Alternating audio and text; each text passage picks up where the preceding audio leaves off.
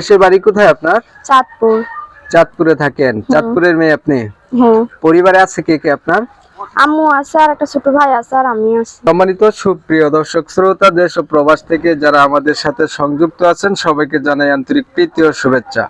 বন্ধুরা, দেখতে পাচ্ছেন আমার ক্যামেরার সামনে সুইট একটি আপু দাঁড়িয়ে আছে। তার জীবনের গল্প কথাগুলো তুলে ধরবো আপনাদের মাঝে। ভিডিওটা অবশ্যই কন্টিনিউ করবেন। আসসালামু আলাইকুম। ওয়ালাইকুম সালাম। কেমন আছেন আপু?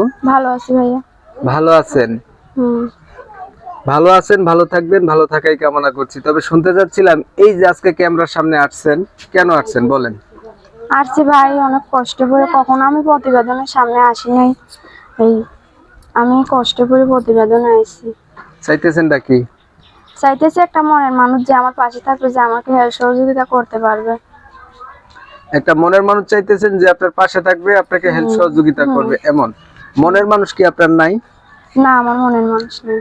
মনের মানুষ প্রতিবেদনে আসছি নাই, এর জন্য প্রতিবেদনে আসছেন। এখন মনের মানুষ পাইতে গেলে একটা বয়সের দরকার হয়। বয়সটা হইছে নি? আমার বয়স 18। 18? হ্যাঁ। আগে আর কখনো প্রতিবেদন করছিলেন? না, আগে কখনো আমি আসিনি প্রতিবেদন। আপনার হাসি কিন্তু অনেক সুন্দর। হাসি কি সবসময় আছেন না ক্যামেরার সামনে আইছেন এর জন্য? সবসময় হাসি। দেশের বাড়ি কোথায় আপনার? চাঁদপুর। চাঁদপুরে থাকেন? চাঁদপুরের মেয়ে আপনি? হ্যাঁ। পরিবারে আছে কে কে আপনার? আম্মু আছে আর একটা ছোট ভাই আছে আর আমি আছি। আম্মু, ছোট ভাই আপনি? হ্যাঁ। আপনার হচ্ছে বাবা নাই? না, বাবা নেই, বাবা বিয়ে করে চলে গেছে। আচ্ছা, আপনার বয়স কত চলে আপু? 18। কি করেন আপনি? আমি বাসা বাড়িতে কাজ করি। এটা কি কয়? এত সুন্দর একটা মেয়ে বুঝি বাসা বাড়িতে কাজ করে?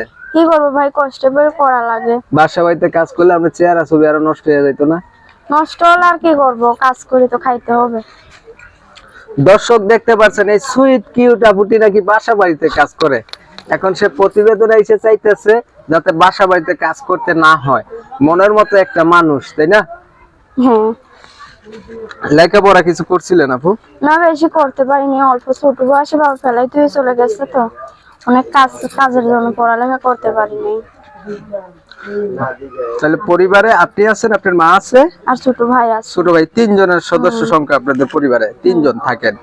দর্শক শ্রোতা দেখছিলেন, এই আপুটি হচ্ছে পরিবারে হচ্ছে 3 জন, ছোট একটা সংসার। এখন প্রতিবেদনে এসে চাইতেছে ভালো একটা মনের মতো মানুষ যদি পায় তাহলে বিয়ে করবে। আগে বিয়ে হয় নাই? না। বয়স 18 না কম? 18।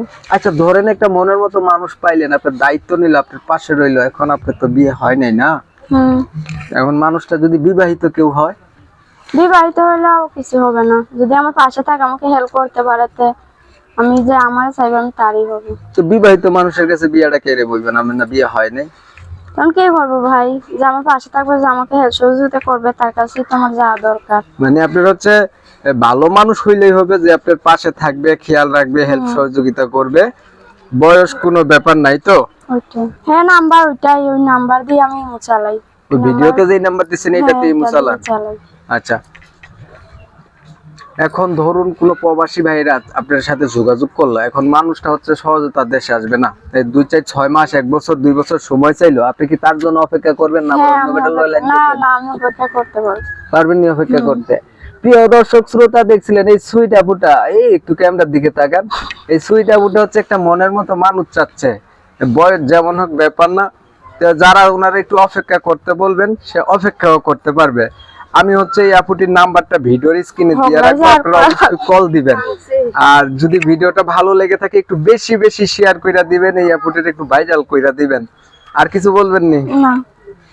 অনেক সময় নিয়ে সবাই আমার ভিডিও দেখছেন, আমার চ্যানেলের সবাইকে জানাই এমএসকে টিভির পক্ষ থেকে অসংখ্য ধন্যবাদ। সবাই ভালো থাকবেন, সুস্থ থাকবেন, আল্লাহ হাফেজ।